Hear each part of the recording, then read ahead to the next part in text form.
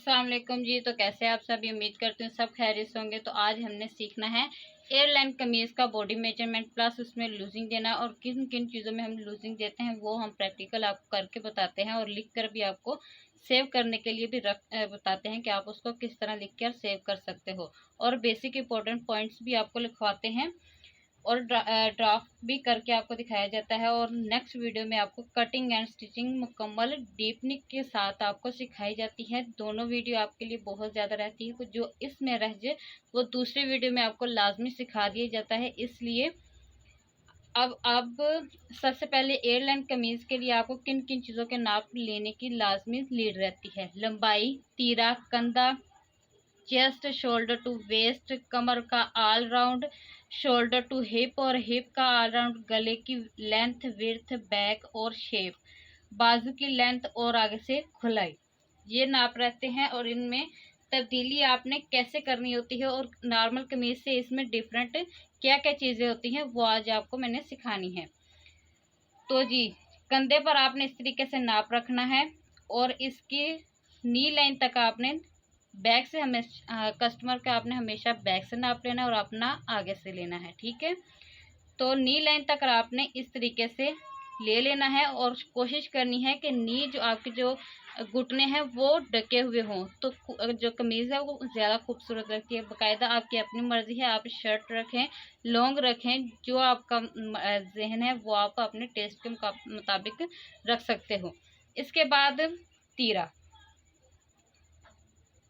ये तीरा आपने इस हड्डी से लेके इस हड्डी पर लेना है, और गर्दन के ऊपर थोड़ा सा इस तरीके से आपने चढ़ा के लेना होता है, ठीक है। इस तरह से चढ़ा कर लेंगे तो आपका तीरा बिल्कुल परफेक्ट आएगा। तो यहीं एक हड्डी से आपने नीचे अपने बाजू की लेंथ भी ले लेनी है, साथ के साथ लेंगे तो बाजू की और तीरे की लेंथ परफेक्ट आपके लिए निकल आएगी। और यहीं से आपने बाजू की खुलाई भी ले लेनी है, चाहे आगे से ले लें चाहे पीछे से ले लें, वो आपकी अपनी मर्जी के हिसाब से है। जितनी ने कंधा लेना है, कंधा आपने ऐसे बिल्कुल टाइट में लेना है। टाइट आपको अगर बिल्कुल समझ नहीं आ रही तो आपने कैसे करना है, मैं अपनी हर वीडियो में आपको रेगुलर बता रही हूँ कि अपने कंधे का नाप किस तरीके से लेना होता है। कि आपने अपने जो यानी कि एक एग्जांपल ले लें कि आपकी ये एक बॉडी है तो ये आपका बाजू है, तो आपने इस तरीके से, ये आपका तीरा है, इस तरीके से आपने नाप लेना होता है। लेकिन आपको ये पता नहीं रहता कि इसमें आपने, मैं बोलती हूँ कि आपने टाइट लेना है। टाइट से मुराद ये नहीं कि आपने बिल्कुल इसको इस तरीके से कर लेना है, बिल्कुल ऐसे नहीं करना। आपने इसके साथ में लूजिंग ऐसे देनी होती है कि आपकी कमीज़ ऊपर नीचे आ जा सके, इतनी आपने देनी होती है। तो अगर आपको समझ नहीं आती तो आपने क्या करना है, बिल्कुल ही ऐसे टाइट ले लेना है, बिल्कुल टाइट लेना है, और उसमें आपने 1 इंच ऐड कर लेना है, ठीक है। बिल्कुल आपने टाइट ले लेना और उसमें आपने 1 इंच ऐड कर लेंगे तो आपका कंधा जो है वो निकल आएगा। और कंधे को किस तरीके से हम यानी कि निकालते हैं, उसकी लेंथ और कंधा, वो इंशाल्लाह मैं कल आपको वीडियो में बता दूंगी कि कैसे वो आपने निकालना होता है। चेस्ट का नाप आपने कहाँ से लेना होता है, जो आपकी ये उभरी हुई जगह होती है यहाँ से आपने नाप लेना है इस तरीके से, और इसका नाप आपने टाइट लेना है, ठीक है। इसका नाप आपने हमेशा टाइट लेना है। कोई भी कमीज हो, कोई भी आप ब्लाउज कुछ भी बना रहे हो तो आपने चेस्ट का नाप जो है वो हमेशा टाइट लेना है, लूज नहीं लेना। इसके बाद आपने शोल्डर टू वेस्ट लाइन लेनी है, इस तरीके से शोल्डर टू वेस्ट लाइन लेनी है। तो वेस्ट लाइन कहाँ पर आनी है, जहाँ पर आपकी बॉडी का थोड़ा सा कर्व आता है, ऐसे एक कर्व आता है, वहां तक आपने कमर की सिलाई लेनी होती है। अगर आपको समझ नहीं आ रही तो मेरे जो सिंपल कमीज का मेजरमेंट लेने का तरीका है उसमें मैंने प्रॉपर अच्छे से गाइड कर रखा है, उसको भी आप विजिट कर। वेस्ट को मेजर कर लेना है, जितना भी आपका है उतना आपने लिख लेना है। लिखने का फ़ायदा क्या रहता है, जब मैं कल आपको इसको प्रैक्टिकल करके बताऊंगी तब आपको ज़्यादा अच्छे से समझ आएगी। तो वहीं पर आपने फिंगर रखकर कर्व पर आपने ऑल राउंड वेस्ट का लेना है, और इसकी लूजिंग आपने साथ के साथ ले लेनी है।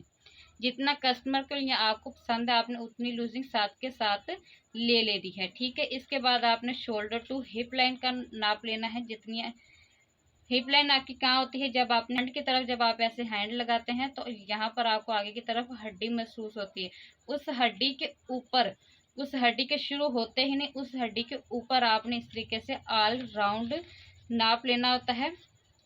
शोल्डर टू हिप लाइन भी वहीं से लेना, वहां तक लेना, और वहीं पर आपने फिंगर रख के शोल्डर टू हिप का, फिर आपने हिप का राउंड भी कर लेना। और यहाँ पर भी आपने जो नाप लूजिंग है वो साथ के साथ लेनी है, ना के टाइट लेनी है। ठीक है, टाइट सिर्फ आपने चेस्ट का लेना है, ना के वेस्ट और ना ही हिप का, ये दोनों आपने लूजिंग साथ के साथ लेनी है। नेक का आपने कैसे लेना होता है, नेक का आपने बिल्कुल ऐसे शोल्डर से रखना और नीचे की तरफ ऐसे इंची टेप को फेंक लेना, चेस्ट के ऊपर से गुजार के इस तरीके से। जब आप इस तरीके से गुजारेंगे तो आपको पता हो जाएगा कि आपकी नेक की लेंथ कितनी है, और आप कस्टमर को भी बता सकते हैं कि आप इतनी ले सकते हैं, इतनी जितनी भी उसे चाहिए हो आप उतनी ले सकते हो। लेंथ लिखेंगे, जितनी भी आपकी लेंथ हो। फॉर एग्जांपल आपकी लेंथ है 7 इंच, तो आपने जो नेक की विड्थ है वो हमेशा 1 इंच कम करके चलनी है। बेसिक जो चलता है हर एक पर वो 3 इंच ही चल जाता है, और यहाँ पर आपने शेप बना देनी है जो भी आपको पसंद हो। यहाँ आपने नंबर वगैरह कुछ भी, जो मोबाइल पे आपने पिक्चर वगैरह पिक ले रखी हो उसकी भी आप नंबरिंग यहाँ पर कर सकते हो। बाजू का आपने ले लिया, खुलाई का भी आपने ले लिया। अब आपने इसको, अच्छा जी, लंबाई आपने लेनी होती है अपनी मर्जी से। सबसे पहले तो अगर आपने एक बेसिक सीखना है कि बेसिक कमीज की लंबाई कितनी होती है, तो वो होती है घुटने तक, यानी कि जो आपके ये नी लाइन जो होती हैं, पंजाबी में गोडे बोला जाता है, उर्दू का मुझे नहीं पता, तो यहाँ तक रखी जाती है। और तीरा जो है आपका शोल्डर, यानी कि ये वाला जो है, एक हड्डी से दूसरी हड्डी तक गर्दन के ऊपर थोड़ा सा चढ़ा के, मैंने आपको प्रैक्टिकल करके बताया है, उस तरीके से आपने थोड़ा चढ़ा के लेना होता है। जितना है आपने उतना ही कर लेना है। लेकिन इसमें भी एक चीज़ रहती है जो आपको कटिंग में समझ आएगी, वो आपने कटिंग का लाजमी देखना है। कटिंग में मैं आपको इसको इस्तेमाल कैसे करके दिखाती हूँ।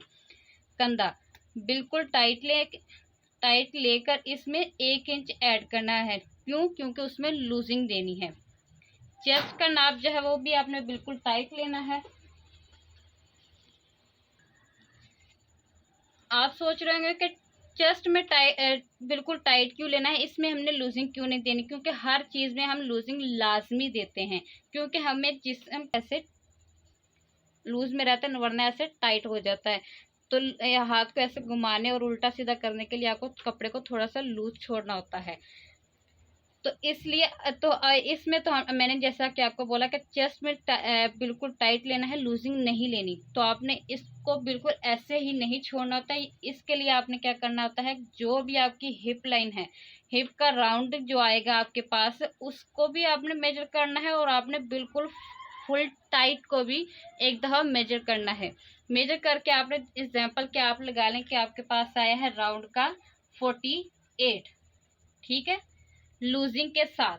ठीक है, ये भी आप अपने पास लिख कर एक रख सकते हैं कि अगर आपके पास आया है हिप का लूजिंग के साथ 48, और अगर इसका टाइट लेते आप तो वो आता है आपके पास 42।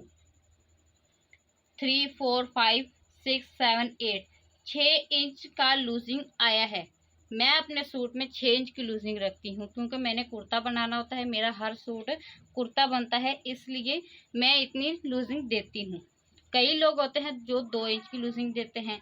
तो आपने क्या करना होता है कि टाइट लेकर आपने उसको टाइट ही नहीं छोड़ना, चेस्ट को आपने अपनी हिप के राउंड को देखना है कि उसकी जो ये फुल टाइट थी वो 42 थी, और उसमें जो लूजिंग आपको यहाँ के कस्टमर को पसंद आई है वो आई है 48 इंच। तो आपने चेस्ट में आपने क्या करना होता है कि आपने इससे 1 इंच कम करके आपने चलना होता है, यानी कि आपकी चाहिए है 6 इंच की लूजिंग। तो आपने टाइट यहाँ पर चेस्ट में आपने देनी है 5 इंच की लूजिंग। आगे समझ अच्छे से कि यहाँ पर आपने टाइट था 42, तो लूजिंग दी 6 इंच की, तो आपको पसंद आया, तो यहाँ पर आपने 1 इंच कम करके चलना है।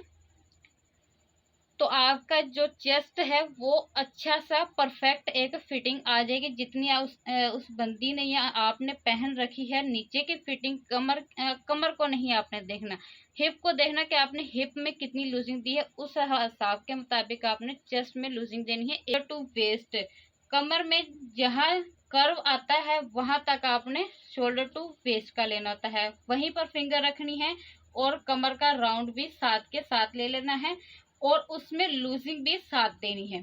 ये आपको प्रैक्टिकल लिख कर भी आप अपने पास रख सकते हो। Shoulder to hip line, front में जब आप इस तरीके से अपने आप में ये कस्टमर की हड्डी को महसूस करेंगे और उसी के ऊपर आपने रखकर हड्डी का उस हड्डी के ऊपर इस तरीके से आपने फिंगर को रखना है और उसके ऑल राउंड आपने हिप का भी मेजर कर लेना, उसके भी लूजिंग साथ के साथ देनी है। नेक की लेंथ से 1 इंच कम करेंगे तो नेक की विड्थ यानी कि नेक की जो चौड़ाई है वो आपके पास आ जाएगी। बाजू की लंबाई अपनी मर्जी से लेनी है लेकिन शोल्डर की हड्डी से लेनी है। ये शोल्डर की हड्डी है, यहाँ से आपने लेनी होती है। बकाया आपकी अपनी मर्जी, आपने कितने बाजू रखने होते हैं, हाफ, क्वार्टर, फुल बाजू। खुलाई आपने जहाँ पर भी जितनी भी आपने रखनी है वहां पर आपने खुलाई ले लेनी है जितनी आपको पसंद आए।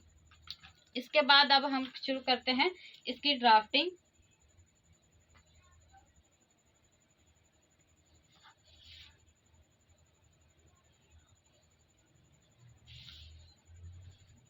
ये हमारा कंधा आ गया, जितना भी था वो कंधा आ गया। ये प्रैक्टिकल करके मैं आपको कमीज पर बताती हूँ कटिंग में, जिस पर आपको अच्छे से समझ आ जाए।